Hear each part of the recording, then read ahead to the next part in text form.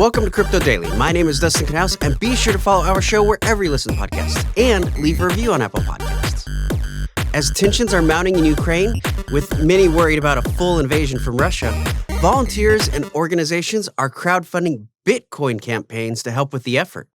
Of course, Bitcoin transfers are faster and have fewer fees than fiat currency, and this is a situation where time is a factor. But crypto is also a better way to ensure that donations get to them, as donations through financial institutions could be blocked. Activists in the Ukraine are using the funds donated for various efforts to protect the country, including giving the Ukrainian army military equipment, medical supplies, and drones. They're even funding the development of a facial recognition app that identifies if someone is a Russian mercenary or spy. Although that technology is pretty controversial, with the risk of a false flag operation, it could be pretty beneficial in this situation. I have friends in the Ukraine, and tensions have always been there since their independence. I desperately hope for a peaceful resolution and send love to Ukraine. In other news, tax season is coming up, and you might be considering using your return to invest in crypto.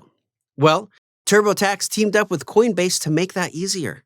This year, TurboTax users can have their money sent right to a Coinbase account and automatically converted into your choice of over 100 types of crypto. People who choose this can also get a $20 discount on TurboTax through Coinbase. Last year, the average return was $2,815.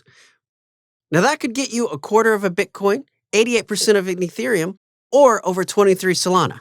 But remember, whole numbers don't mean much in crypto. Let me know if you want to get your tax return in crypto either in the comments or as a review on Apple Podcasts.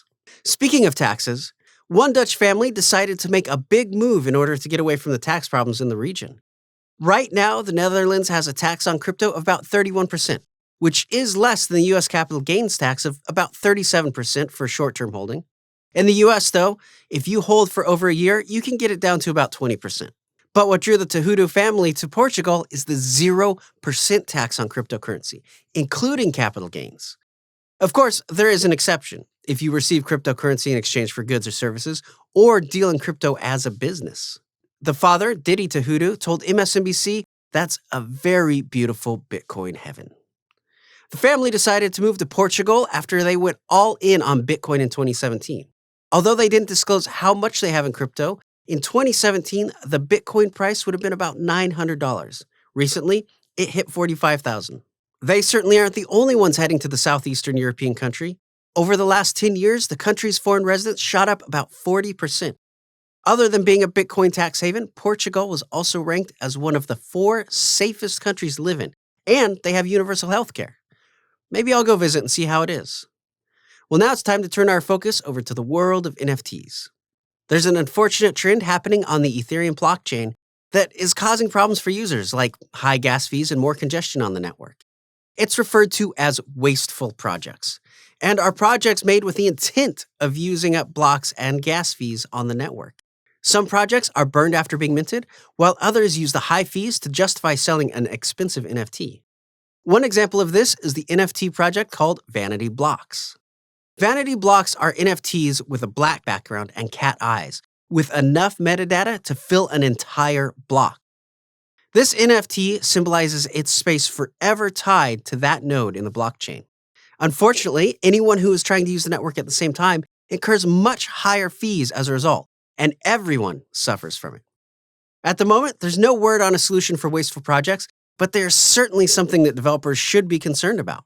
In other news, yoga and meditation practitioners will have a new place to meet in the Metaverse. The world's first monastery is being built there with the help of NFT gurus. NFT Gurus is a project founded by the Instagram luxury platform Trillionaire Life, who previously made the sold-out project 7,777 NFTs. NFT Gurus has already secured virtual land for building on platforms like Decentraland and Sandbox, 2 of the most popular stops in the Metaverse right now.